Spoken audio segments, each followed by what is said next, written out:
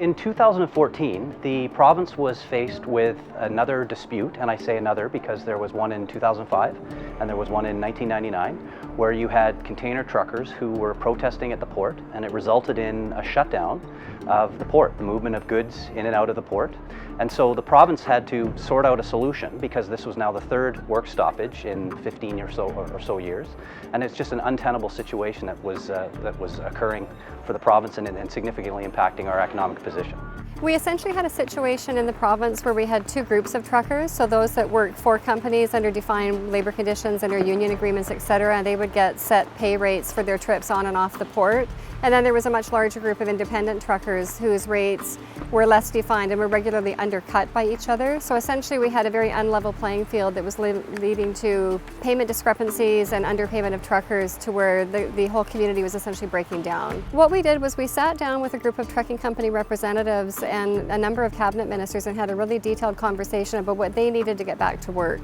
So that led to the Joint Action Plan, which really sort of set the stage for a series of working conditions, pay changes, and dealing with mechanisms that would deal with wait times at the port, which was a huge frustration for truckers. So essentially the 14-point action plan was about taking all of those issues into account and making commitments to resolve them moving forward. One of the things that happened was the establishment of the British Columbia Container Commissioner's Office, which has really put us in a position to manage both relations with the container trucking sector more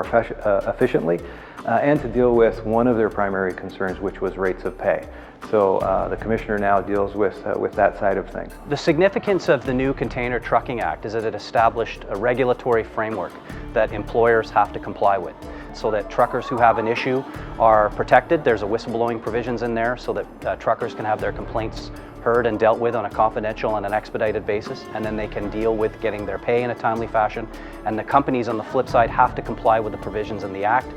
in order to maintain their licensing with the port. The innovation with this piece of legislation is that really we were creating legislation to regulate a sector in order to help make it self-regulated, to where government and the idea of a Container Trucking Act and the Commissioner really become irrelevant over time. What's interesting is ports around the world looking at Vancouver and British Columbia particularly, at how we are collaborating among stakeholders, with the provincial government, with the federal government in terms of infrastructure funding, and they're amazed at how that agenda, the trade agenda in British Columbia, is unfolding.